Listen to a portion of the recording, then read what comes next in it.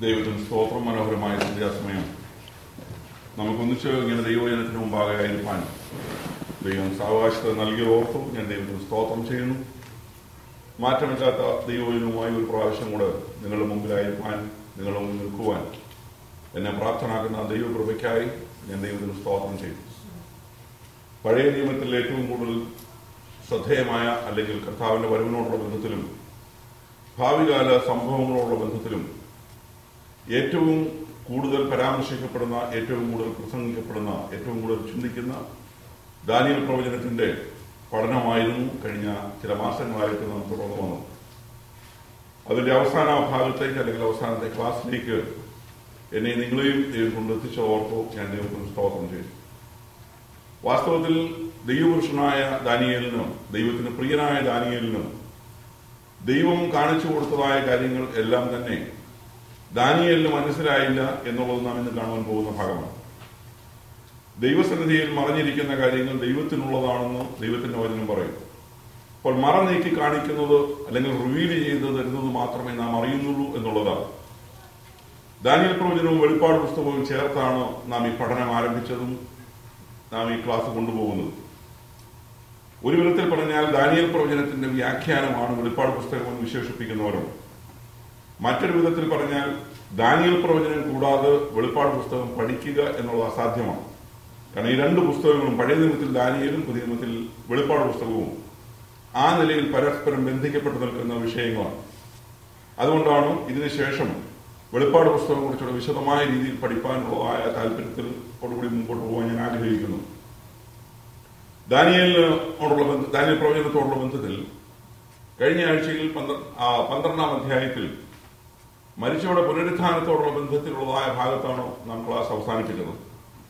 അതിനുശേഷമായിട്ടോ 12-ാം അധ്യായത്തിന്റെ 4-ാം വാക്യത്തിൽ ദാനിയേലിനോട് ദൈവം പറയുന്നു, നീയോ ദാനിയേലേ, അന്ത്യകാലം വരെ ഈ വചനങ്ങളെ അടച്ച് പുസ്തകത്തിന് മുദ്രയിടുക. പലരും അതിനെ പരിശോധിക്കുകയും ജ്ഞാനം വർദ്ധിക്കുകയും ചെയ്യും. ആ വാക്യം തന്നെ വളരെ വ്യക്തമാണ്. ആർക്കും തുറക്കാതെ വണ്ണം, ആർക്കും കാണാതെ വണ്ണം മുദ്രയിട്ട് മാറ്റിവെക്കുവാനല്ല ആ വാക്യത്തിന്റെ അർത്ഥം. കാരണം അതിന്റെ 1-ാം ഭാഗത്ത് നാം ഇങ്ങനെ കാണുന്നു, ഈ പുസ്തകത്തിന് എന്ത് ചെയ്യുക? മുദ്രയിടുക. അതിന്റെ അടുത്ത പ്രയോഗം, പലരും അതിനെ പരിശോധിക്കുകയും ജ്ഞാനം വർദ്ധിക്കുകയും ചെയ്യും. അപ്പോൾ അതിൽ തന്നെ വ്യക്തമാണ് ഈ പുസ്തകത്തിന് എന്ത് ചെയ്യുക? ഈ പുസ്തകം തുറക്കുവാനും പരിശോധിക്കുവാനും പഠിക്കുവാനുമുള്ള സാഹചര്യമുണ്ട്. അപ്പോൾ അതേസമയം മുദ്രയിട്ട് വെച്ചേക്കാനാണ് ദാനിയേലിനോട് പറയുന്നത്. ഇത് പഴയ കാലഘട്ടത്തിൽ, പ്രത്യേകിച്ച് ദാനിയേലിന്റെയും മറ്റും കാലഘട്ടത്തിൽ നിലവിലിരുന്ന അല്ലെങ്കിൽ ആ കാലത്തിരുന്ന ഒരു പ്രായോഗികമായ വിഷയത്തോട് ബന്ധപ്പെട്ടാണ് ഈ പ്രയോഗം നിൽക്കുന്നത്. അന്ന് ഉടമ്പടികൾ, പ്രധാനപ്പെട്ട ഉടമ്പടികൾ കൈമാറുമ്പോൾ 2 കോപ്പികൾ ഉണ്ടാക്കുമായിരുന്നു. 2 കോപ്പിയാണ് കൊടുക്കുന്നത്. സൈൻ ചെയ്ത ഇരു പാർട്ടികളും തമ്മിൽ ഉടമ്പടി ഉണ്ടാക്കുമ്പോൾ അത് അങ്ങോട്ടും ഇങ്ങോട്ടും കൈമാറുന്ന ഈ 2 കോപ്പിയാണ്. അതിൽ ഒരു കോപ്പി മുദ്ര ചെയ്ത് അല്ലെങ്കിൽ സീൽ ചെയ്ത് കൊടുക്കുകയാണ്. അതിൽ ഒരു തുറന്ന കോപ്പിയും കൂടെ കൊടുക്കും. എന്ന് പറഞ്ഞാൽ അതിന് അർത്ഥം ഇത്രയേ ഉള്ളൂ, വളരെ ഇമ്പോർട്ടന്റ് ആയ ഡോക്യുമെന്റ് കൈമാറുകയാണ്. അപ്പോൾ ഇത് വളരെ കാര്യമായി സൂക്ഷിക്കണം, വളരെ ഗൗരവമായി സൂക്ഷിക്കണം എന്നുള്ള നിലയിലാണ് സീൽ ചെയ്തത് കൊടുക്കുന്നത്. അതൊരിക്കലും തുറക്കാൻ പാടില്ലെന്നല്ല അർത്ഥം. തുറന്ന കൈമാറി കൊടുത്തതായ പ്രതിക്ക് എന്തെങ്കിലും നഷ്ടപ്പെട്ടാൽ, അതിനെന്തെങ്കിലും സംഭവിച്ചാൽ ഇത് തുറക്കുവാനും പരിശോധിക്കാനുള്ളതായ സാഹചര്യമുണ്ട്. അപ്പോൾ ആ നിലയിൽ അതിന്റെ ഇമ്പോർട്ടൻസ് അല്ലെങ്കിൽ അതിന്റെ പ്രാധാന്യത്തെ കാണിക്കുന്നതിനുള്ളൊരു പ്രയോഗമാണ്. അപ്പോൾ നാം ഇവിടെ വരുമ്പോൾ ദാനിയേലിനോട് പറയുന്നു, നീ ഈ പുസ്തകം എന്ത് ചെയ്തു? അന്ത്യകാലം വരെ ഈ വചനങ്ങളെ അടച്ച് പുസ്തകത്തിന് മുദ്രയിടുക. അപ്പോൾ ഇത് അന്ത്യകാലത്തേക്ക് വേണ്ടിയുള്ളതായ വിഷയങ്ങളാണ്. അപ്പോൾ അതുകൊണ്ട് നീ ഇതിനെ അടച്ച് മുദ്രയിടുക എന്ന് പറയുമ്പോൾ, വെളിപ്പാട് പുസ്തകത്തിലേക്ക് വരുമ്പോൾ, വെളിപ്പാടിന്റെ അവസാനത്തേക്ക് വരുമ്പോൾ യോഹന്നാനോട് ദൈവം പറയുന്നു, സമയം അടുത്തിരിക്കുന്നു, നീ എന്ത് ചെയ്യരുത്? നീ ഈ പുസ്തകത്തിന് മുദ്രയിടരുത്. അപ്പോൾ ഇത് രണ്ടിനും ഇടയിൽ, അപ്പോൾ ദാനിയേലിനോട് ദൈവം പറയുമ്പോൾ സമയം അന്ത്യകാലത്തേക്ക് ഇത് മുദ്രയിട്ടിരിക്കുന്നു. യോഹന്നാനോട് പറയുമ്പോൾ സമയമായിരിക്കുന്നു, അതുകൊണ്ട് നീ എന്ത് ചെയ്യണ്ട? മുദ്രയിടണ്ട. ഇതിന്റെ ഇടയിലുള്ളതായ കാലഘട്ടം എന്ന് പറയുന്നത് നാം ജീവിക്കുന്ന ഈ കൃപയുടെ കാലഘട്ടം, നാം ജീവിക്കുന്ന സഭായുഗം എന്ന് പറയുന്നത്, ഈ കാലത്ത് നാം ചെയ്യേണ്ട കാര്യമാണ് ഇതിനെ പരിശോധിക്കുക എന്നുള്ളത്.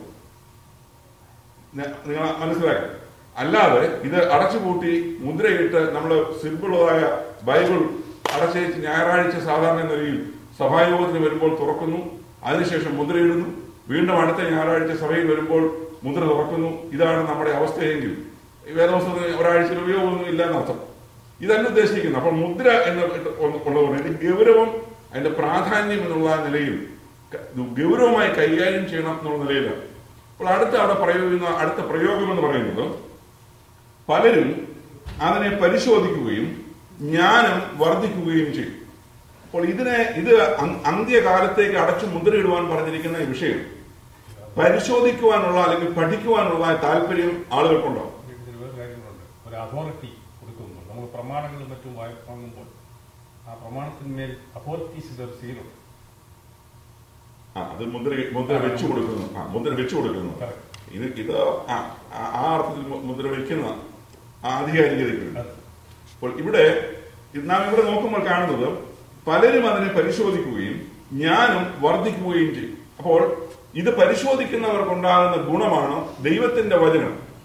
പരിശോധിക്കുന്നവർക്കുണ്ടാകുന്ന ഗുണമാണ് ദൈവത്തിന്റെ വചനം. അന്ത്യകാലത്തേക്കുള്ളതായ ഈ വിഷയങ്ങൾ പരിശോധിക്കുന്ന ആളുകൾക്ക് എന്തുണ്ടാകും? ജ്ഞാനം വർദ്ധിക്കും. ജ്ഞാനം വർദ്ധിച്ചു വരും. നിങ്ങൾ അതിന് ഇംഗ്ലീഷ് ബൈബിളിൽ അതിന് പല പരിഭാഷകളിൽ നിങ്ങൾ നോക്കിയാൽ കാണാം. ഈ മലയാളത്തിൽ എഴുതിയിരിക്കുന്നത് പോലെ അല്ല ഇംഗ്ലീഷ് ബൈബിളിൽ എഴുതിയിരിക്കുന്നത്. അവിടെ നിങ്ങൾക്ക് നോക്കിയാൽ കാണാൻ ഒരു പ്രയോഗമുണ്ട്. അവിടെ ടു ആൻഡ് ഫ്രോ എന്നുള്ള ഒരു പ്രയോഗം കാണുവാൻ കഴിയും. ടു ആൻഡ് ഫ്രോ, അങ്ങോട്ടും ഇങ്ങോട്ടും എന്ന് പറഞ്ഞാൽ ദൈവത്തിന്റെ വചനം ഉടനീളം പരിശോധിക്കുകയാണ്. ഒരൊറ്റ വരെ എത്തി, അതിനുശേഷം വീണ്ടും ആദ്യത്തോട്ട് പോയി, വീണ്ടും അവിടുന്ന് പരിശോധിച്ചു, അവസാനത്ത് വന്നു. ഇങ്ങനെ കൂലങ്കഷമായി പഠിക്കുന്ന രീതിയാണ്. അപ്പോൾ ദൈവത്തിന്റെ വചനം ഭാവിയിൽ നടക്കുവാനുള്ള പ്രത്യേകിച്ച് പ്രവചന വിഷയം അത് വളരെ സൂക്ഷ്മമായി അതിൽ ശ്രദ്ധയൂന്നി പഠിക്കുന്ന രീതിയാണ്. അപ്പോൾ അതിൽ തന്നെ കണ്ണുനട്ട് അതിൽ തന്നെ നോക്കിയിരുന്നു ദൈവത്തിന്റെ വചനത്തിന് ഗൗരവം കൊടുത്ത് പഠിക്കുന്ന മനോഭാവം. അങ്ങനെ ചെയ്യുന്നവർക്ക് എന്ത് ചെയ്യും? ജ്ഞാനം വർദ്ധിക്കും എന്നുള്ളതാണ്. അപ്പോൾ പറഞ്ഞു വന്നതിന്റെ ചുരുക്കം, കാലം അടുത്തിരിക്കുന്നു അല്ലെങ്കിൽ അന്ത്യകാലത്ത് ജീവിക്കുന്ന നമ്മെ സംബന്ധിച്ചിടത്തോളം ദൈവത്തിന്റെ വചനത്തോട് എന്തുമാത്രം താല്പര്യം നമുക്ക് ഉണ്ടായിരിക്കണം എന്നുള്ളതാണ് ഈ വാക്യം കൊണ്ട് അർത്ഥമാക്കുന്നത്. കാരണം ഇതിന് അവസരമില്ലാത്തൊരു കാലം വരുന്നു. അത് നമുക്ക് ആമോസിന്റെ പ്രവചനം 8-ാം അധ്യായം 11-ാം വാക്യത്തിൽ പ്രവാചകനായ ആമോസ് വിളിച്ചു പറഞ്ഞു, അപ്പത്തിനായുള്ള വിശപ്പല്ല, വെള്ളത്തിനായുള്ള ദാഹവുമല്ല, എന്റെ വചനത്തോടുള്ളതായ താല്പര്യം, എന്റെ വചനത്തോടുള്ളതായ ദാഹം ഞാൻ ആർക്കായിരിക്കും?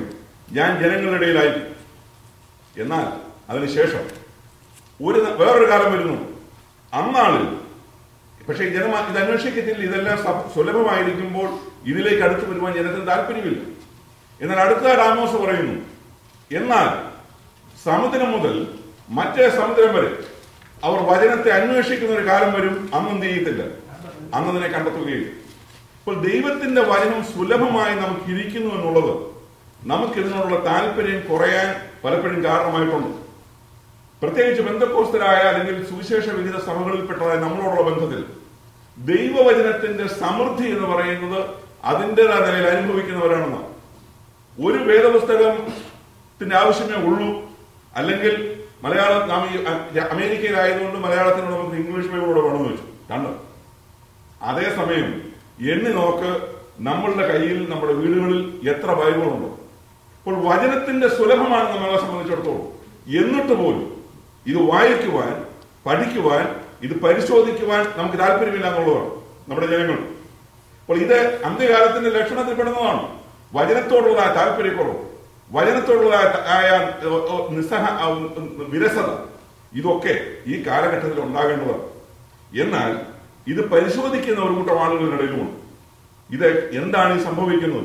നാം ഓർക്കണം, ദാനിയേൽ പ്രവാസത്തിലായിരുന്ന കാലത്ത് ദാനിയേൽ ഗവൺമെന്റിന്റെ തലത്തിൽ അല്ലെങ്കിൽ രാജസന്നിധിയിൽ രാജാക്കന്മാരുടെ ബന്ധത്തിൽ ഉന്നത തലത്തിൽ ജോലി ചെയ്യുമ്പോൾ ദാനിയേൽ വചനം പരിശോധിക്കുന്ന മനുഷ്യനായിരുന്നു.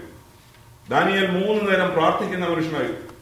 ദാനിയേൽ വചനം പരിശോധിച്ചത് കൊണ്ടാണ് പ്രവാസകാലം എന്ന് തീരും എന്നുള്ളത് യിരെമ്യാ പ്രവാചകന്റെ പുസ്തകത്തിൽ നിന്നും തോൾ ചുരുളിൽ നിന്നും ആര് മനസ്സിലാക്കി? ദാനിയേൽ മനസ്സിലാക്കി. അപ്പോൾ ദൈവവചനത്തിന്റെ മുമ്പിൽ ഇരിക്കുന്നവരെ വചനം ഗ്രഹിക്കുന്നു. ദൈവവചനത്തിന് മുമ്പിൽ ഇരിക്കുന്നവർക്ക് വചനം പ്രകാശിപ്പിക്കപ്പെടുന്നു. ദൈവവചനത്തിന് മുമ്പിൽ ഇരിക്കുന്നവരോട് ദൈവം വചനത്തിലൂടെ സംസാരിക്കുന്നു. നമുക്കതിന് മടിയുള്ളത് കൊണ്ടാണ്, നമുക്കതിന് താല്പര്യക്കുറവുകൊണ്ടാണ് നാം ആലോചന കേൾക്കുവാൻ ആളുകളിലേക്ക് കൂടുന്നു. ഞാൻ ആരുടെ ആലോചന കേൾക്കാൻ പോകുന്നത് പാപമാണല്ലേ ഞാൻ പറഞ്ഞത്. നമുക്ക് ഇതിനു മുമ്പിൽ ഇരിക്കാൻ സമയമില്ലെങ്കിൽ, നമുക്കിതിനു മുമ്പിൽ സമയം സ്പെൻഡ് ചെയ്യുവാനില്ലെങ്കിൽ, വേറൊരാളുടെ അടുക്കൽ പോയി ആ ആൾ നമ്മളോട് പറയുന്നത് ദൈവത്തിന്റെ ആലോചനയാണെന്ന് വിശ്വസിക്കുന്ന ആളല്ല ഞാൻ. കാരണം ദൈവത്തിന്റെ വചനം നമ്മളോട് പറയുന്നു, നാം ദൈവസന്നിധിയിൽ നിന്ന് നമ്മോട് ഈ വചനം സംസാരിക്കുമെന്നുള്ളത്. അപ്പോൾ നമുക്കിത് ഇതിനോടൊരു വിരക്തിയായി കഴിഞ്ഞേച്ച് ധൃതിയിൽ ഫാസ്റ്റ് ഫുഡ് കഴിക്കുന്നത് പോലെ ഒരു ഡ്രൈവ് ത്രൂവിലൂടെ കയറി ഒരു ഹാംബർഗർ മേടിച്ചുകൊണ്ട് ഡ്രൈവ് ചെയ്തുകൊണ്ട് തന്നെ കഴിക്കുന്നത് പോലുള്ള നിലവാരത്തിൽ നമ്മുടെ ആത്മീയവളർത്തിയിരിക്കണം. നമുക്ക് വേണ്ടത് സ്പീഡിൽ കിട്ടണം. ഇതിന് മുമ്പിൽ ഇരുന്ന് ഇതിങ്ങനെ ഒരു വാക്യം നോക്കി അടുത്ത വാക്യം നോക്കി ഇതുമുഴുവൻ ഇങ്ങനെ വായിച്ചു പോകുന്നത് വളരെ പാടാണ്. അതിനേക്കാൾ നല്ലത് ഡെയിലി ബ്രെഡ് ഒരു പ്രസിദ്ധീകരണമാണ്. നല്ല കാര്യം. രാവിലെ സമയം ഡെയിലി ബ്രെഡിന്റെ ഒരു ഭാഗം വായിച്ച് അത് ആ ദിവസം മുഴുവൻ ചിന്തിക്കുന്നതിന് ഒരു കുഴപ്പമില്ല. പക്ഷെങ്കിൽ ആ ഡെയിലി ബ്രെഡ് അല്ല നമ്മളെ നടത്തുന്നത്. ഒരു കുഴപ്പമില്ല, അതിനകത്ത് നല്ല ചിന്തകൾ. എന്നാൽ ദൈവത്തിന്റെ വചനം ഒരു ദിവസം അല്പസമയമെങ്കിലും തുറന്ന് അതിന് മുമ്പിൽ ഇരിക്കുവാൻ നമുക്ക് സമയമില്ലെങ്കിൽ ഒരു കാലം വരുന്നുണ്ട്, ഇത് അന്വേഷിച്ചാൽ കണ്ടെത്താത്തൊരു കാലം വരുന്നു. നാം ഓർക്കണം. അപ്പോൾ ഇത് ഞായറാഴ്ച കേൾക്കുന്നു, ബുധനാഴ്ച കേൾക്കുന്നു, വെള്ളിയാഴ്ച കേൾക്കുന്നു, പിന്നെ TV തുറന്നാൽ അതിൽ കൂടെ കേൾക്കുന്നു, ടെലിഫോണിൽ കൂടെ കേൾക്കുന്നു, എങ്ങോട്ട് നോക്കിയാൽ ഇതിലെ കേൾക്കുന്നു. ഇതിനകത്ത് തന്നെ എത്ര വലിയ ഗൗരവമാണ് എന്ന് ചോദിക്കുന്ന ഇത് വിരക്തിയുടെ ഭാഗമാണ്, ഇതിനോടുള്ള താല്പര്യക്കുറവിന്റെ ഭാഗമാണ്. ഞാൻ ആ ഭാഗം വിടുന്നു. എന്നാൽ ഇവിടെ ദാനിയേലിനോട് പറയുന്നത്, നിന്റെ സമയം അടുത്തിരിക്കുകയാണ്. പക്ഷെങ്കിൽ ഇത് പരിശോധിക്കുന്ന ഒരു കൂട്ടം ആളുകൾ വരുന്നുണ്ട്. അവർക്ക് ജ്ഞാനം വർദ്ധിക്കുന്നവരാണ്. അപ്പോൾ അവർ ഇതിന്റെ മുമ്പിൽ ഇരുന്ന് ഇതിനെ പഠിക്കുകയും കാര്യങ്ങൾ ഗ്രഹിക്കുകയും ചെയ്യും എന്നുള്ളതാണ്. ടു ആൻഡ് ഫ്രോ എന്നുള്ള പ്രയോഗം ഒരു ഇംഗ്ലീഷ് പരിഭാഷ, കിങ് ജെയിംസിലും മറ്റു ചില പരിഭാഷകളിലും ടു ആൻഡ് ഫ്രോ എന്ന് എഴുതിയിട്ടുണ്ട്. ഈ പരിശോധിക്കുന്നതിന് എന്ന് പറഞ്ഞാൽ ഇങ്ങനെ വായിച്ച് അല്ലെങ്കിൽ പരിശോധിച്ച ഒരറ്റത്തിൽ നിന്നും വീണ്ടും തുടങ്ങുകയാണ് അടുത്തത്. അപ്പോൾ ഇങ്ങനെ അങ്ങോട്ടും ഇങ്ങോട്ടുമായിട്ട് വചനം കൂലങ്കക്ഷമായി പഠിക്കുന്ന ആ മനോഭാവത്തെ കുറിച്ചാണ് അവിടെ നമ്മൾ പറയുന്നത്. എന്നാൽ മറ്റൊരു കാര്യം നമ്മൾ ഓർക്കണം, ദൈവത്തിന്റെ വചനത്തിൽ എഴുതിയിരിക്കുന്നതെല്ലാം നമുക്ക് മനസ്സിലാവണമെന്നില്ല. മനസ്സിലാവണമെന്ന് ശഠിക്കേണ്ട കാര്യവുമില്ല. ആവർത്തന പുസ്തകത്തിൽ ഇങ്ങനെ ഒരു വാക്യമുണ്ട്, മറഞ്ഞിരിക്കുന്നത് ആർക്കുള്ളതാണ്? യഹോവയ്ക്കുള്ളതാണ്. മറഞ്ഞിരിക്കുന്നത് യഹോവയ്ക്കുള്ളത്. നമുക്ക് എന്ത് വെളിപ്പെടുത്തി കിട്ടുന്നുവോ, നമുക്ക് എന്ത് ദൈവം നമ്മളോട് വെളിപ്പെടുത്തി തരുന്നുവോ അത് ഉൾക്കൊള്ളുക എന്നുള്ളത് മാത്രമേ ഉള്ളൂ. വേദപുസ്തകം മുഴുവൻ ഗ്രഹിച്ച ഒരു മനുഷ്യനുമില്ല. അത് ആരെക്കൊണ്ട് സാധിക്കുന്ന കാര്യമില്ല. വേദപുസ്തകത്തിൽ ഒരു പുസ്തകം മുഴുവൻ ഗ്രഹിച്ചവരില്ല. ഇത് കാരണം നിങ്ങൾ തന്നെ നോക്കിയാൽ ഇന്ന് ഇവിടുത്തെ ബുക്സിനോടുള്ള ബന്ധത്തിൽ റോമാലേഖനത്തിനും മറ്റുമൊക്കെ 14-15 വോളിയംസ് എഴുതിയിട്ടുള്ള ആളുകൾ ഒറ്റ പുസ്തകത്തിൽ വലിയ ഖനത്തിലുള്ള 14-15 വോളിയംസ് ഒറ്റ പൗലൂസ് എഴുതിയ റോമാലേഖനത്തെ കുറിച്ച് മാത്രമുള്ളതാണ്. പക്ഷെ അദ്ദേഹത്തോട് ചോദിച്ചാലും പറയാൻ പോകുന്നത് മുഴുവൻ പഠിച്ചില്ലെന്നേ പറയുന്നു. കാരണം അതാണ് ദൈവവചനത്തിന്റെ ആഴം, ദൈവവചനത്തിന്റെ സമ്പത്ത് എന്ന് പറയുന്ന അതാണ്. അടുത്ത വാക്യം, ഞാൻ അനന്തരം ദാനിയേൽ എന്ന ഞാൻ നോക്കിയപ്പോൾ മറ്റ് രണ്ടാൾ, ഒരുത്തൻ നദീതീരത്ത് ഇക്കരെയും മറ്റവൻ നദീതീരത്ത് അക്കരെയും നിൽക്കുന്നതുകൊണ്ട്. ദാനിയേലിന്റെ ദർശനത്തിന് അവസാനത്തേക്ക് ഞാൻ വരികയാണ്. അപ്പോൾ ദാനിയേൽ ഇങ്ങനെ നോക്കിക്കൊണ്ടിരിക്കുകയാണ്. ദാനിയേൽ ഇങ്ങനെ നോക്കിക്കൊണ്ടിരിക്കുമ്പോൾ സമുദ്രത്തിന്റെ ഒരു സൈഡിൽ ഒരറ്റത്ത് ഒരാൾ നിൽക്കുന്നു, സമുദ്രത്തിന്റെ മറ്റേ അറ്റത്ത് ഒരാൾ നിൽക്കും. രണ്ട് സൈഡിലും ഓരോരുത്തർ നിൽക്കും. എന്നിട്ട് ശണവസ്ത്രം ധരിച്ച് നദിയിലെ വെള്ളത്തിന് മീതെ നിൽക്കുന്ന പുരുഷനോട് ഈ അതിശയ കാര്യങ്ങൾ അവസാനം എപ്പോൾ വരും എന്ന് ചോദിച്ചു. അപ്പോൾ നദിയുടെ നടുക്ക് ആര് നിൽപ്പുണ്ട്? നദിയിലെ വെള്ളത്തിന്റെ മേളിൽ ഒരാൾ നിൽപ്പുണ്ട്. ആകെ എത്ര പേരുണ്ട്? ആകെ 3 പേരുണ്ട്. 2 പേര് നദിയുടെ 2 സൈഡിൽ നിൽപ്പുണ്ട്. നദിയുടെ നടുക്ക്, ഒത്ത നടുക്ക് വെള്ളത്തിന്മീതെ ശണവസ്ത്രം ധരിച്ച് ഒരു മനുഷ്യൻ നിൽപ്പുണ്ട്. അപ്പോൾ ഈ നദീതീരത്ത് നിൽക്കുന്നതിൽ ഒരാൾ വിളിച്ചു ചോദിച്ചു. ചോദ്യം ഇതാണ്, ഈ ശണവസ്ത്രം ധരിച്ച് നദിയിലെ വെള്ളത്തിന്മേലെ നിൽക്കുന്ന പുരുഷനോട് ഈ അതിശയ കാര്യങ്ങളുടെ അവസാനം എപ്പോൾ വരും എന്ന് ചോദിച്ചു. ഒരാളുടെ ചോദ്യമാണ് ഇത്. പൊതുവെ എല്ലാവരും ചിന്തിക്കുന്ന 2 ദൂതന്മാരാണ്. 2 ദൂതന്മാർ 2 സൈഡിൽ നിൽക്കുന്നു നദിയുടെ. ശണവസ്ത്രം ധരിച്ച ആളിനെ നമ്മൾ ഇതിനു മുമ്പ് കണ്ടു. ആരാണ്? കർത്താവായ യേശു ക്രിസ്തു എന്നുള്ളതാണ് പൊതുവെ എല്ലാവരും ചിന്തിക്കുന്നത്. ഈ ശണവസ്ത്രം ധരിച്ച് വെള്ളത്തിന്മീതെ നിൽക്കുന്നു. അപ്പോൾ ക്ഷണവസ്ത്രം ധരിച്ച് വെള്ളത്തിന്മീതെ നിൽക്കുന്ന ആളുകളാണ് ക്വസ്റ്റ്യൻ. ഈ അതിശയ കാര്യങ്ങളുടെ അവസാനം എപ്പോൾ വരും? ഉടൻ. ക്ഷണവസ്ത്രം ധരിച്ചും നദിയിലെ വെള്ളത്തിന്മീതെ നിൽക്കുന്ന പുരുഷൻ വലം കൈയും ഇടം കൈയും സ്വർഗത്തിലേക്ക് ഉയർത്തും.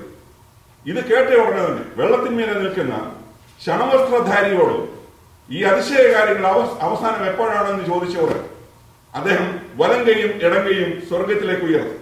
അടുത്തതായിട്ട്, എന്നേക്കും ജീവിച്ചിരിക്കുന്നവനാണ്, ഇനി കാലവും കാലങ്ങളും കാലാർദ്ധവും ചെല്ലും എന്ന് പറഞ്ഞു. അവൻ നിങ്ങൾ ഇംഗ്ലീഷിൽ നോക്കിയാൽ ടൈം, ടൈംസ്, പിന്നെ ഹാഫ് ടൈം. കാലം, കാലങ്ങൾ, കാലാർത്ഥം. ഇത് ചുരുക്കി പറഞ്ഞാൽ എത്ര?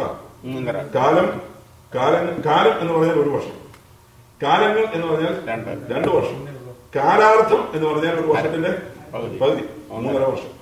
ഇതാണ് മറുപടി. അപ്പോൾ ഇനിയും കാലവും കാലങ്ങളും കാലാർത്ഥവും ചെല്ലും എന്ന് പറഞ്ഞു.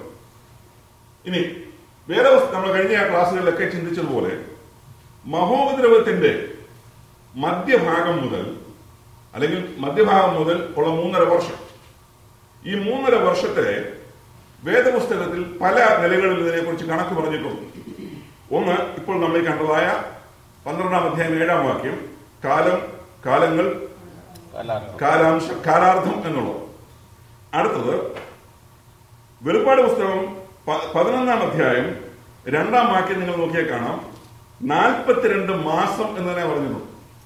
42 മാസം. 42 മാസം എന്ന് പറഞ്ഞാൽ 3.5 വർഷം. വെളിപ്പാട് പുസ്തകം 11-ാം അധ്യായം 2-ാം വാക്യവും വെളിപ്പാട് പുസ്തകം 13-ന്റെ 5-ാം വാക്യം, അവിടെയാണ് 42 മാസം എന്ന് തന്നെ പറഞ്ഞിട്ടുണ്ട്. മാസക്കണക്കാ പറഞ്ഞേ. ഇനി ഒന്നുകൂടെ വെളിപ്പാട് പുസ്തകം 11-ാം അധ്യായം 3-ാം വാക്യത്തിൽ നിങ്ങൾ നോക്കിയാൽ 1260 ദിവസം എന്ന് പറഞ്ഞിട്ടുണ്ട്. 3.5 വർഷം എന്ന് പറഞ്ഞാൽ എത്രയാണ്? 1260 ദിവസമാണ്. 3 നിലയിൽ ഈ കണക്ക് വേദപുസ്തകത്തിൽ പറഞ്ഞു. മഹോപദ്രവത്തിന്റെ പകുതിയെ കുറിച്ച് 3 നിലയിൽ ഉള്ള കണക്കുകളാണ്. ഒന്ന് 1260 ദിവസം, 2 42 മാസം, പിന്നെ മൂന്നാമത്തേത് കാലം, കാലങ്ങൾ, കാലാർത്ഥം എന്ന് പറയുന്ന 3.5 വർഷം എന്ന് പറയുന്നു. ഇങ്ങനെ 3 വിധത്തിൽ ഈ കണക്കുകൾ ഈ പറയപ്പെടുന്ന മഹോപദ്രവത്തിന്റെ ഹാഫ് ടൈമിനെ, ലേറ്റർ ഹാഫിനെ കുറിച്ച് പഠിപ്പിക്കുന്നുണ്ട്. വേറെ ഉണ്ട് 12-6 എന്താ പറഞ്ഞു വെളിപ്പാട് വേറെ 1260 ദിവസം. 1260 ദിവസം ഞാൻ പറഞ്ഞു റെഫറൻസ്. അത് ദിവസം അത് തന്നെയാണ് ഞാൻ പറഞ്ഞു. 1260 ദിവസം തന്നെയായിരുന്നു.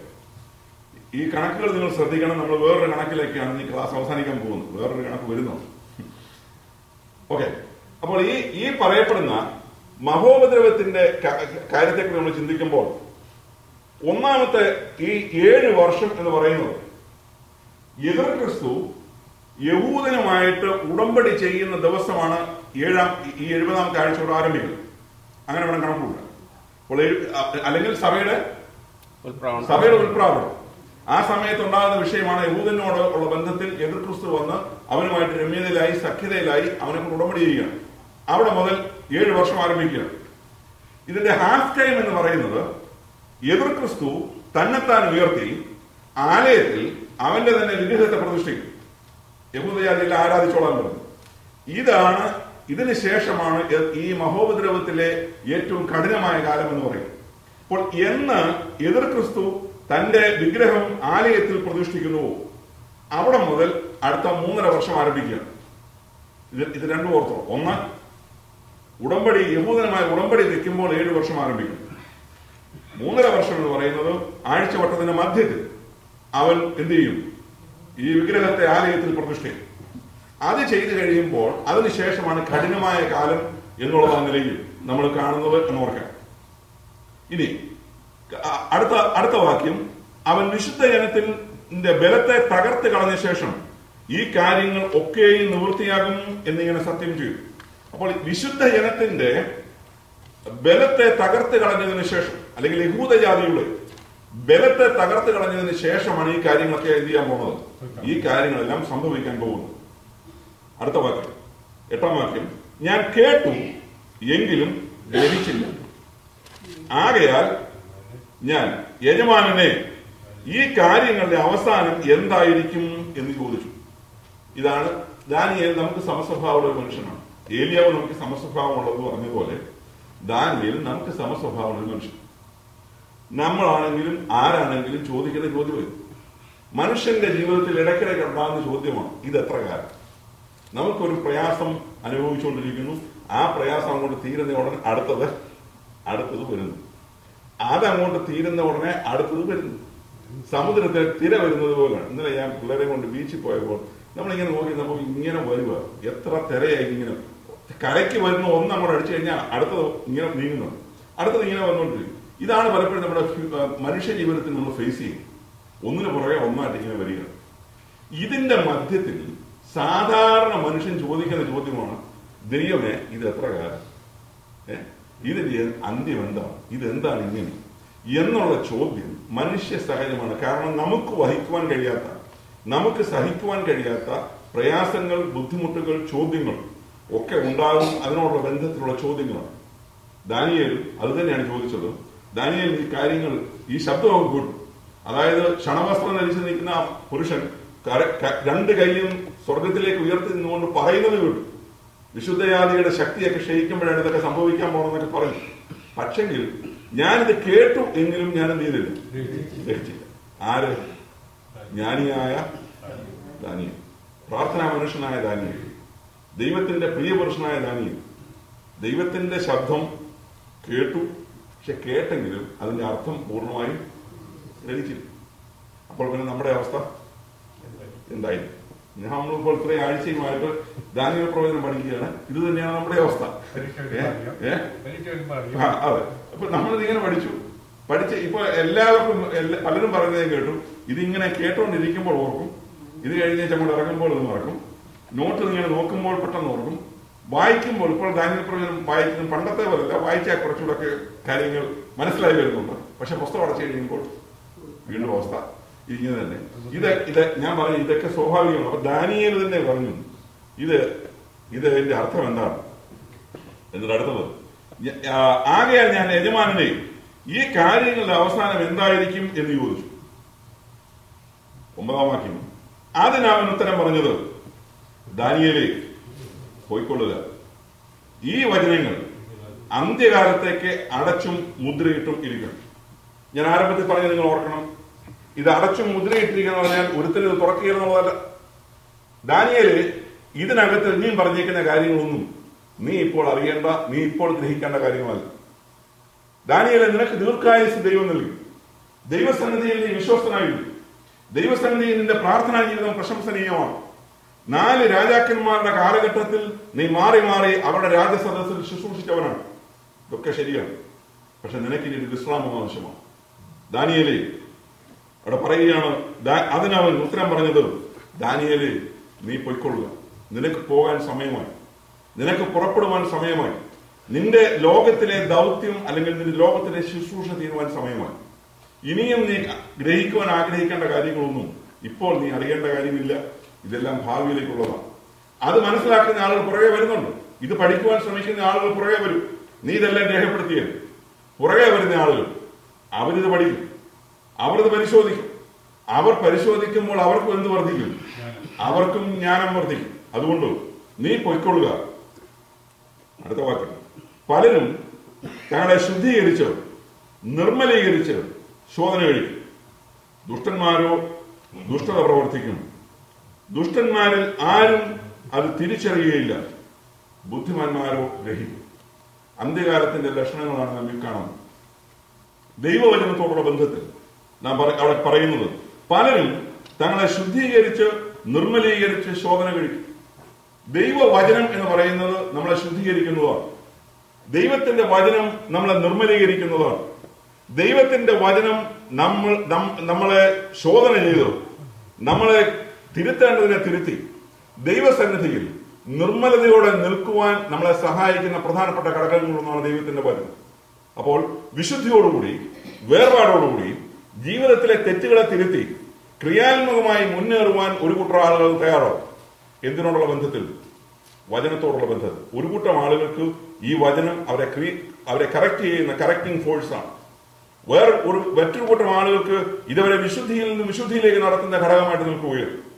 വേറൊരു ഘടകമായിട്ട് നിൽക്കുന്നതും അവർക്ക് ജീവൻ നൽകുന്നതായിട്ടാണ് വചനം നിൽക്കുന്നത്. പ്രയാസങ്ങളുടെയും പ്രതിസന്ധികളുടെയും നടുവിൽ അവരെ ചൈതന്യപ്പെടുത്തുന്നതായിട്ടാണ് ദൈവത്തിന്റെ വചനം നിൽക്കുന്നത്.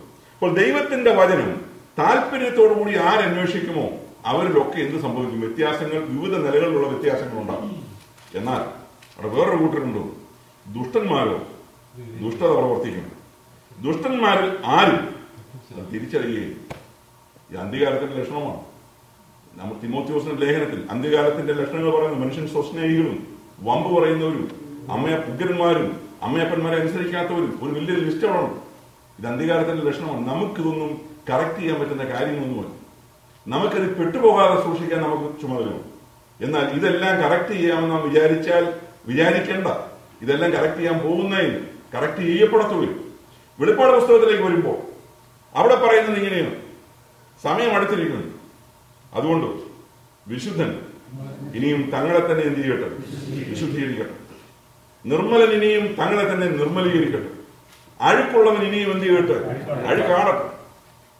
ഇതെല്ലാം ഇന്ന് നമ്മുടെ ആത്മീയമാണ്. നമ്മൾ മറ്റൊരു ഭാഗത്തെ ഉണ്ട്. നമ്മുടെ ആത്മീയങ്ങളും ഇത് തന്നെയാണ്. നമുക്ക് സംഭവിച്ചിരിക്കുന്നത് സഭായുഗത്തോടുള്ള ബന്ധത്തിൽ അല്ലെങ്കിൽ ഈ കാലഘട്ടത്തോടുള്ള ബന്ധത്തിൽ നമ്മൾ നിൽക്കുന്ന മറ്റൊരു പേരാണ് ഈ കാലഘട്ടത്തിന്റെ ലവോദിക്ക പീരീഡ് എന്ന് പറയും. വെളിപ്പാട് പുസ്തകത്തിലേക്ക് വരുമ്പോൾ നമുക്ക് കാണാം, നാം ലവോദിക്ക പീരീഡിൽ നിൽക്കുകയാണ്. ഇന്നത്തെ സഭ എന്ന് പറയുന്നത് ലവോദിക്ക പീരീഡിലാണ്. ലവോദിക്ക പീരീഡിന്റെ ലക്ഷണം ഉഷ്ണവാനുമല്ല ശീതവാനുമല്ല, ശീതോഷ്ണവാനും. അപ്പോൾ ഉഷ്ണവാനുമല്ല ശീതവാനുമല്ല ഈ അല്ലാത്ത അവസ്ഥയിൽ ലോകത്തിൽ കിടന്ന് വലയുന്ന ഒരു കൂട്ടം ആളുകളാണ് ഈ ലവോദിക്ക പീരീഡിന്റെ പ്രത്യേകത എന്ന് പറയും. അവരെ ആർക്കും നന്നാക്കാൻ ഒക്കത്തില്ല. അവർ തന്നെ പറയുന്നു, ഞാൻ സമ്പന്നനാണ്, ഞാൻ ധനവാൻ, എനിക്ക് ഒന്നിനും മുട്ടില്ല എന്ന് പറഞ്ഞ് ഇവനിരിക്കുകയാണ്. പക്ഷെ അവന്റെ ബേസിക് ആയിട്ടുള്ള പ്രോബ്ലം അവന് മനസ്സിലാകുന്നില്ല. ഇവന്റെ കണ്ണിന് കാഴ്ചയിരുന്നു. അവന്റെ കണ്ണിന് കാഴ്ച നഷ്ടപ്പെട്ട അവസ്ഥയിൽ, ദർശനം നഷ്ടപ്പെട്ട അവസ്ഥയിൽ സഭയായിരിക്കുകയാണ്. അപ്പോൾ ദർശനം നഷ്ടപ്പെട്ടതായ സഭയ്ക്ക് ഉള്ള അവസ്ഥ കാണുവാൻ കഴിയുന്നില്ല എന്നുള്ളതാണ്. അതുകൊണ്ടാണ് കണ്ണ് തുറന്നിരുന്നെങ്കിൽ അവൻ കണ്ടേനെ അവൻ നഗ്നനാണെന്നുള്ളതായ വിഷയം. കണ്ണ് തുറന്നെങ്കിൽ അവൻ കണ്ടേനെ അവൻ രോഗിയാണെന്നുള്ളതായ വിഷയം. കണ്ണ് തുറന്നെങ്കിൽ അവൻ കണ്ടേനെ അവന്റെ പോരായ്മകൾ അവൻ കണ്ടേനെ. എന്നാൽ സമ്പന്നൻ എന്നുള്ളതായ ഭാവം, ഞാൻ മറ്റുള്ളവരെക്കാൾ കേവലാണെന്നുള്ളതായ ചിന്താഗതി, ഞാൻ ദൈവത്തോട് വളരെ അടുത്ത വർഗമാണെന്നുള്ളതായ ചിന്താഗതി, ദൈവം എന്റെ ഇവിടെ ഇരിക്കുകയാണെന്നുള്ളതായ ചിന്തയിൽ ദൈവത്തെ ഭയമില്ലാതെ മുന്നോട്ട് പോകുന്ന ഒരു കാലഘട്ടമാണ് ഈ ലവോദിക്ക കാലഘട്ടം എന്ന് പറയുന്നത്. അതുകൊണ്ടാണ് ഈ കാലഘട്ടത്തിലെ ആത്മീയോളത്തിൽ ഒന്നും നന്നാക്കാൻ ആര് ശ്രമിച്ചാലും നടക്കുകയില്ല എന്ന് തന്നെ പറയുന്നു. ആ കാലത്ത് എത്തി നിൽക്കുകയാണ്. നമ്മൾ തിരുത്തലുകൾക്ക് വേണ്ടി എഴുതുന്ന പ്രസിദ്ധീകരണങ്ങളൊന്നും മാത്രമുണ്ട്. ആരാ കറക്റ്റ് ചെയ്യപ്പെടും? ആര് കറക്റ്റ് ചെയ്തു? നമ്മളോട് തന്നെ ഒരു വായിൽ നിന്നുകൊണ്ട് അന്യഭാഷയിൽ ദൈവത്തെ ആരാധിക്കാൻ നേതൃത്വം കൊടുക്കുന്നതാണ്. താഴോട്ടിറങ്ങി കസേരയ്ക്ക് വേണ്ടി ഓടുക. ആ കസേരയ്ക്ക് വേണ്ടിയുള്ള ഓട്ടത്തിൽ എതിർ സ്ഥാനാർത്ഥിയെ എന്തെല്ലാം നിലയിൽ താറടിക്കാമോ, എന്തെല്ലാം കത്തുകൾ ഊമക്കത്തുകൾ ഇറക്കി വിടാമോ ഒരു കസേരയ്ക്ക് വേണ്ടിയോ, ആത്മീയ ഗോളത്തിൽ ഒരു കസേരയ്ക്ക് വേണ്ടി. ഇതാ നമ്മൾ എത്തി നിൽക്കും. അപ്പോൾ അടുത്തത് കോടതിയിലേക്ക് കേസ്, ഇലക്ഷന് ശേഷം കോടതിയിലേക്ക് കേസ്, ഇലക്ഷന് കള്ളവോട്ട് ചെയ്തു എന്ന് അടുത്ത വിഷയം.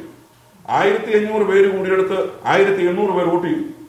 ഇതൊക്കെ അവസ്ഥകൾ ആത്മീയഗോളത്തിലെ കാര്യങ്ങളൊക്കെ. അപ്പോൾ വന്നതിൽ കൂടുതൽ ആളുകൾ, രജിസ്റ്റർ ചെയ്തതിൽ കൂടുതൽ ആളുകൾ വോട്ട് ചെയ്യും. ആത്മീയഗോളത്തിൽ ഇതൊക്കെ നടക്കുന്നത്. നമ്മൾ ഇതൊന്നും നന്നാക്കാൻ വിചാരിക്കേണ്ട, ഇതൊന്നും നന്നാകത്തുമില്ല. പക്ഷെങ്കിൽ നമുക്കൊരു ചുമതലയുണ്ട്, അത് ഈ വചനം പരിശോധിക്കുക എന്നുള്ളതാണ്.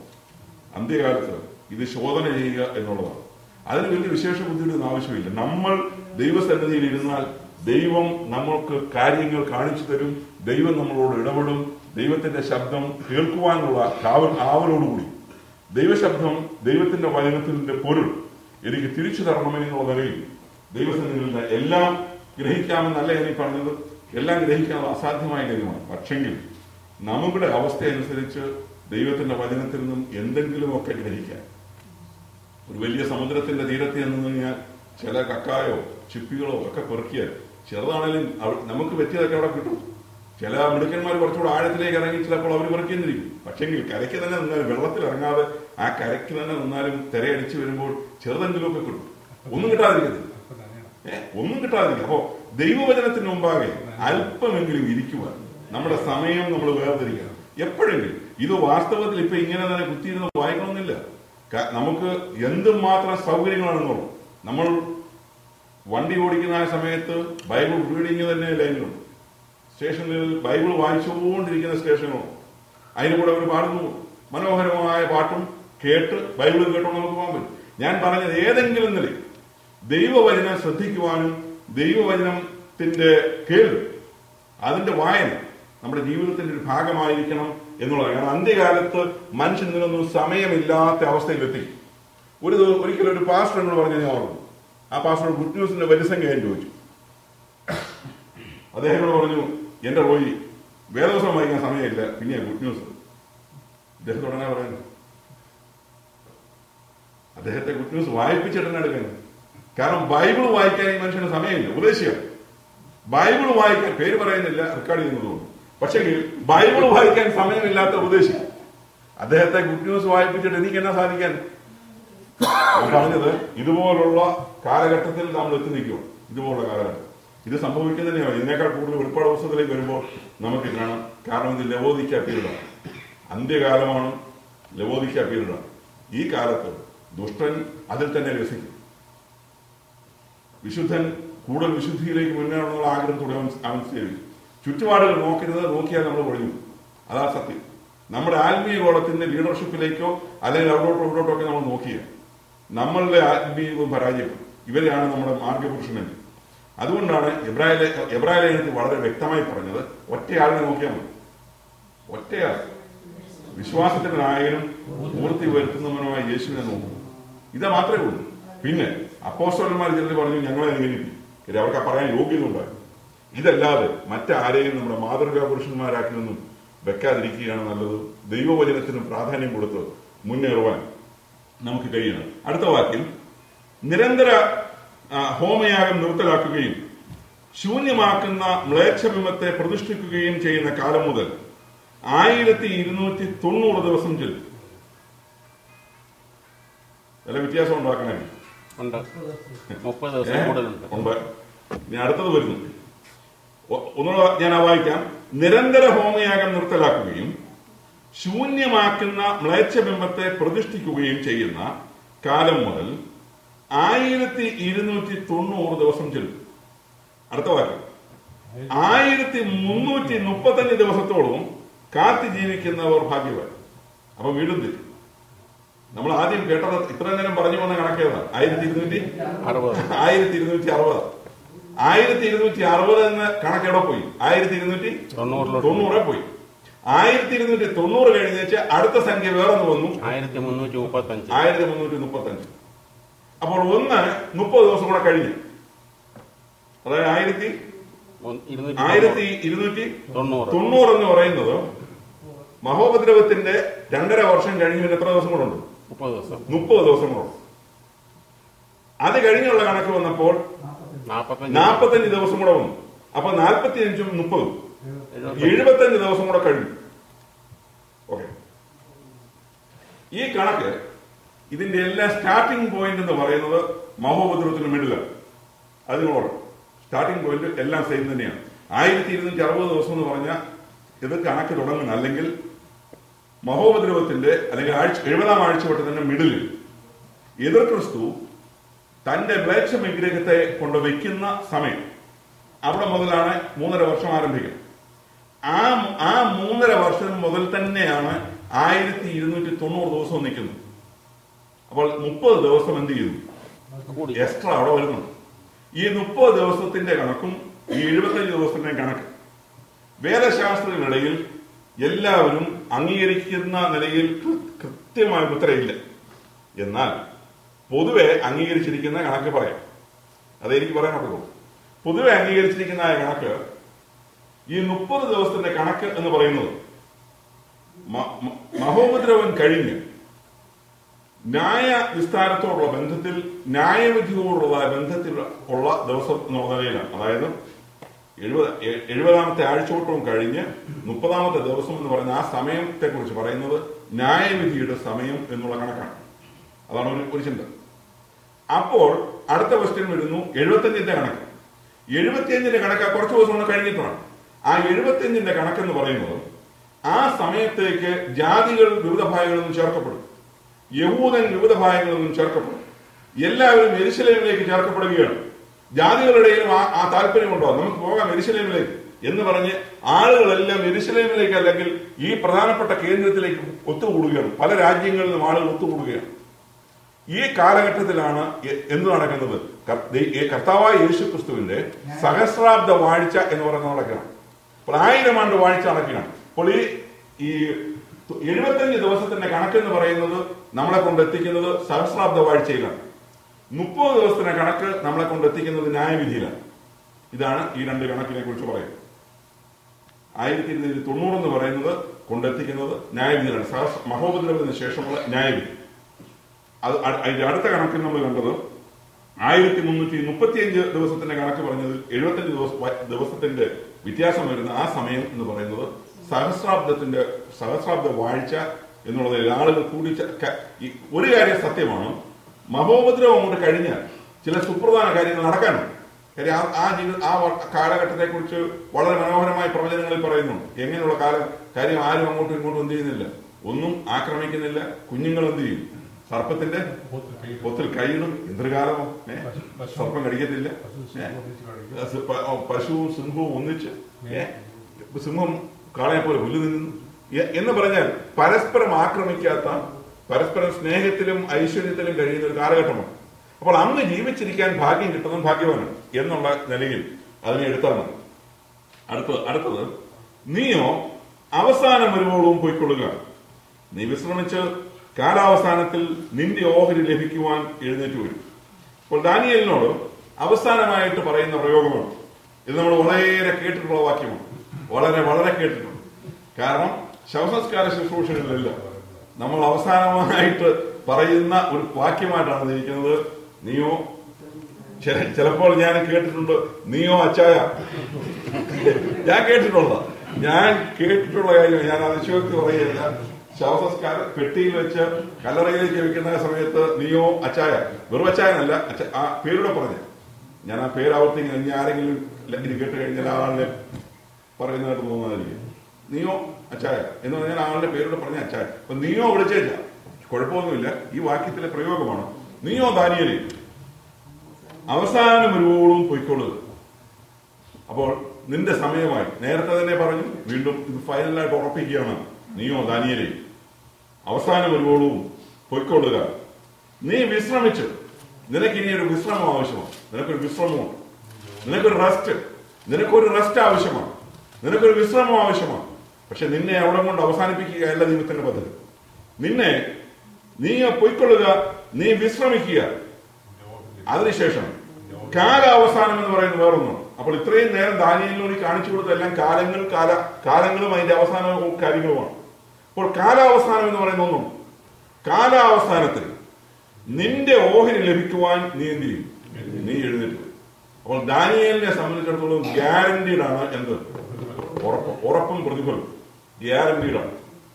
ഇതുപോലെ ഇന്ന് രാത്രിക്കാരൻ നമ്മളോട് കർത്താവ് പറയുകയാണെങ്കിൽ, നീയോ പോയേ, നീ പോയി വിശ്രമിക്കുക. കർത്താവിൽ കേൾക്കാൻ കഴിഞ്ഞാൽ ഗ്യാരണ്ടീഡാണ്. നമ്മുടെ ഉയർപ്പ്, വിശുദ്ധന്മാരുടെ ഉയർപ്പിനോടുള്ള ബന്ധത്തിൽ നമ്മുടെ ഉയർപ്പിന് ഗ്യാരണ്ടി കിട്ടിയാൽ, അതുപോലെ തന്നെ പ്രതിഫല വിഭജനത്തിൽ നമുക്കൊരു പ്രതിഫലം അവിടെ ഉണ്ടെന്നുള്ള ഗ്യാരണ്ടി കിട്ടിയാൽ ഇതുകൊണ്ടെന്താ വേണ്ടി നാം ഓർക്കണം. അപ്പോൾ ഈ പഠനം എന്ന് പറയുന്നത് നമ്മളെ കൊണ്ടെത്തിക്കുന്നത് ദൈവപുരുഷനായ കർത്താവിന് പ്രിയനായ ദാനിയേൽ. ആ ദാനിയേലിന്റെ ജീവിതത്തിന്റെ അവസാനം വരെ ദൈവം നടന്നു. ദൈവത്തിന്റെ കരങ്ങളിൽ ഈ മനുഷ്യൻ ഭദ്രമാണ്. ദൈവത്തെ നോക്കി മാത്രം ഈ മനുഷ്യൻ ജീവിച്ചത് വാസ്തവം. ഈ ലോകത്തിന്റെ ദാടിമോടികള്, രാജകൊട്ടാരത്തിന്റെ പ്രതാപങ്ങള്, ഇതൊന്നും തന്റെ ആത്മീയ ജീവിതത്തിൽ യാതൊരു നിലയിലും സ്വാധീനിച്ചില്ല എന്നുള്ളത്, യാതൊരു നിലയും. അപ്പോൾ ദൈവസന്നിധിയിൽ ഇരുന്ന് ദൈവത്തിന്റെ വചനം പഠിക്കുവാൻ രാജാക്കന്മാരോടുള്ള ബന്ധത്തിൽ വളരെ തിരക്കുള്ള ശുശ്രൂഷകൾ പലതുണ്ട്. പക്ഷെ ദൈവത്തിന്റെ കാര്യത്തിലും തനിക്ക് ആ തിരക്കുണ്ടായി. അതുകൊണ്ടാണ് ദൈവം അവനെ കാണിച്ചു കൊടുത്തത്. അപ്പോൾ ഉദാസീനതയോടുകൂടി ഇരിക്കുന്ന, അല്ലെങ്കിൽ നമുക്ക് ദൈവവചനം പരിശോധിച്ച ഒരു കാര്യം അറിയാം, മടിയന്മാരെന്ന് പറയുന്നവനെ കൊണ്ട് ദൈവത്തിന് പോലും എന്ത് ചെയ്യാൻ പറ്റില്ല, ഒരു പ്രയോജനമില്ല. മടിയൻ എന്ന് പറഞ്ഞ ആളിനെ കൊണ്ട് ദൈവത്തിന് ഉപയോഗിക്കാൻ നോക്കിയിരുന്നു. അതേസമയം ഉത്സാഹമുണ്ടെങ്കിൽ അവനെ ഉപയോഗിക്കുന്നതാണ് ദൈവം. നമ്മൾ ഈ മഹാൻ മിഷണറിമാരായിട്ട് പോയ ദൈവദാസന്മാരുടെയൊക്കെ ചരിത്രമെടുത്താൽ, അല്ലെങ്കിൽ സുവിശേഷ രംഗത്ത് വളരെ സ്വാധീനം ചെലുത്തിയ സുവിശേഷ വീരന്മാരുടെയൊക്കെ ചരിത്രം എടുത്താൽ ഇവരാരും വലിയ സ്മാർട്ടൊന്നുമല്ല. നമ്മൾ ഓർക്കണം, ഈ മൂടി എന്നൊക്കെ പറയുന്ന മൂടി പ്രസംഗങ്ങൾ, ഇത്രയും പ്രസിദ്ധനായ മൂടിക്ക് ഗ്രാമർ മിസ്റ്റേക്ക് ഇല്ലാതെ ഇംഗ്ലീഷ് മൂടി പറയത്തില്ല. അതാണ് മൂടിയുടെ ഇംഗ്ലീഷിനെ സംബന്ധിച്ചും മൂടിയുടെ പ്രസംഗത്തെ കുറിച്ച് ഒത്തിരി കാര്യമുണ്ട്. കാരണം മൂടി ഇംഗ്ലണ്ടിൽ പ്രസംഗിക്കാൻ പോയി. ഒരു ഉദാഹരണം ഞാൻ പറയാം. മൂടി ഇംഗ്ലണ്ടിൽ പ്രസംഗിക്കാൻ പോയപ്പോൾ ഇദ്ദേഹം ഈ ഇംഗ്ലീഷുകാരാണല്ലോ, ഇംഗ്ലീഷ് ഭാഷ അവരുടേത്, ബ്രിട്ടന്റെ അല്ലേ ഇംഗ്ലീഷ് എന്ന് പറയും. അപ്പോൾ ഇംഗ്ലീഷ് ഭാഷയെ ഇദ്ദേഹം കൊല്ലുന്നത് കണ്ടിട്ട് ഇദ്ദേഹത്തിന് ഗ്രാമറിൽ ഒന്നുമില്ല. അപ്പോൾ ഈ ഗ്രാമർ ഇല്ലാതെ ഇംഗ്ലീഷ് പറയുന്നത് കേട്ടിട്ട് സഹിച്ചില്ല. അദ്ദേഹം ഒരു കുറിപ്പ് എഴുതി, മൂടിക്ക് കൊടുത്തേക്ക് ഫൂൾ എന്ന് മാത്രമേ എഴുതി. ഫൂൾ ഇംഗ്ലീഷ് കേട്ടിട്ട് അദ്ദേഹം എഴുതി കൊടുത്ത വിധി എന്നുള്ള നിലയിൽ വിളിച്ചു. അപ്പോൾ ബുദ്ധിമാനായ മൂടി, ഈ ആള് ബുദ്ധിയുള്ള മനുഷ്യനും കൂടെയാണ്. അപ്പോൾ മൂടി പറഞ്ഞു, പലപ്പോഴും എന്റെ പ്രസംഗത്തിലെ ആളുകൾ പ്രസംഗത്തിനോടുള്ള ബന്ധത്തിൽ ചോദ്യം എഴുതാറാണ്. പക്ഷെ ചോദ്യം എഴുതിയിട്ട് പേര് വെക്കുകയാണ് സാധാരണ. പക്ഷെ ഇന്ന് എനിക്ക് പേര് മാത്രമേ കിട്ടിയിട്ടുള്ളൂ, ചോദ്യം കിട്ടിയിടുന്നു. ഇതിവിടെ എന്താ പറയേണ്ടി? അപ്പോൾ എഴുതിയ ആളിനെ അദ്ദേഹം തിരിച്ചു വിട്ടിയാൽ. അപ്പോൾ ഞാൻ പറഞ്ഞു വന്നതിന് താല്പര്യം, ദൈവം ഉപയോഗിക്കുക എന്ന് പറഞ്ഞാൽ ദൈവത്തിന് അവൈലബിൾ ആയിട്ട് നമ്മൾ കൊടുത്താൽ മതി. ബാക്കി കാര്യങ്ങളൊക്കെ ദൈവത്തിന്റെ പദ്ധതി. നമ്മൾ അവൈലബിൾ ആണ്. ദൈവം എന്നെ ഉപയോഗിക്കണമേ, എന്നെ അയക്കണമേ, അല്ലെങ്കിൽ ഇന്ന ദൈവത്തിന്റെ ഹിതം പോലെ എന്നെ നടത്തണമേ എന്നുള്ള നിലയിൽ ദൈവസന്നിധിയിൽ നാം അവൈലബിൾ ആണെങ്കിൽ നമ്മളെ ഉപയോഗിക്കുന്നതാണ് ദൈവത്തിന്റെ പദ്ധതി. നമ്മൾ ആ പുതിയ നിയമത്തിൽ കാണുന്ന പോലെ കർത്താവായ യേശുക്രിസ്തു തോട്ടത്തിൽ, യജമാനൻ തോട്ടത്തിലേക്ക് ദാസന്മാരെ അന്വേഷിച്ച് വന്ന സമയത്ത് പല പ്രാവശ്യം ചെന്നപ്പോഴും കുറേശ്ശെ ആൾക്കാരുണ്ട്. ഇവരുടെ എല്ലാം മറുപടി ഒന്നു തന്നെയാണ്, ഞങ്ങള് പണിയാൻ റെഡിയായി നിൽക്കുകയാണ്, ആരും വിളിക്കുന്നില്ല. നമ്മുടെ നാട്ടിലെ നാൽക്കവലയിൽ ചുമ്മാ രാവിലെ ഒരു കൈലിയും കൊടുത്ത് തലക്കെട്ടും കെട്ടി ചുമ്മാ നിൽക്കുന്ന പരിപാടിക്കാരല്ല, നോക്കുകൂലി മേടിക്കാൻ നിൽക്കുന്നവരുടെ കാര്യം വല്ലത്. ഇവര് ജോലി ചെയ്യാൻ തയ്യാറാണ്, പക്ഷെ ജോലിയില്ല, ആരും വിളിക്കുന്നില്ല. ഉടനെ യജമാനം പറഞ്ഞു പോരാൻ. അപ്പോൾ ഞാൻ പറഞ്ഞത്, ഇവർക്ക് മനസ്സുണ്ട് ജോലി ചെയ്യാൻ. ജോലി അവൈലബിൾ ആകുന്നുള്ളൂ, നമുക്ക് മനസ്സുണ്ടോ എന്നുള്ളതാണ്. നിനക്ക് മനസ്സുണ്ട് എന്നുള്ളതാണ് ക്വസ്റ്റ്യൻ. എന്റെ വാക്കിലൂടെ അവസാനിപ്പിക്കുന്നു. ദൈവപുരുഷനായ ദാനിയേലിനെ നടത്തിയതുപോലെ നമ്മളെ നടത്തുവാനും ദൈവം വിശ്വസ്തനാണ്. പക്ഷെ ഒരൊറ്റ കാര്യമേ ഉള്ളൂ, നാം ദൈവസന്നിധിയിൽ ദൈവത്തോട് വിശ്വസ്തത പുലർത്തിയ ഏത് സാഹചര്യങ്ങളിലൂടെ നാം പോയാലും ഇതുപോലുള്ള ഒരു അന്ത്യം നല്ല പുതിയ നാം കാണുന്നു. നല്ലവനും വിശ്വസ്തനുമായ ദാസനെ ഞാൻ നിന്നെ എന്ത് ചെയ്യും? അധികത്തിന് ഞാൻ വിചാരകനാണ്. നീ എന്റെ യജമാനന്റെ സ്വസ്ഥതയിലേക്ക് പ്രവേശിക്കുക. ഇവിടെ ദാനിയേലിനോട് പറയുന്നു, നീ പോയി വിശ്രമിക്കുക. കാലാവസാനത്തിൽ നിന്റെ ഓഹരി പ്രാപിപ്പാൻ നീ എഴുന്നേറ്റ് വരും എന്നുള്ളത് ദൈവത്തിന്റെ വചനം കുറുവാക്യമായി നമ്മുടെ മനസ്സിലിരിക്കട്ടെ. ഇതുപോലുള്ളതായ ഒരു നല്ല അന്ത്യത്തിന് വേണ്ടി, അല്ലെങ്കിൽ ഇതുപോലുള്ളതായ ആത്മീയ അനുഭവത്തിന് വേണ്ടി ജാഗ്രതയോടുകൂടി നോക്കി പാർക്കുവാൻ, അതിനുവേണ്ടി കാംക്ഷിച്ചുകൊണ്ട് ജീവിക്കുവാൻ, വിശുദ്ധിയോടുകൂടി വേർപാടോടുകൂടി ദൈവവചനം നമ്മളെ പഠിപ്പിക്കുന്ന നിലയിൽ എന്തുമാത്രം നമുക്കതിൽ മുന്നേറുവാൻ കഴിയുമോ അത്രത്തോളം മുന്നേറി ജീവിക്കുവാൻ ദൈവമായ കർത്താവ് നമ്മെ സഹായിക്കുമാറാകട്ടെ.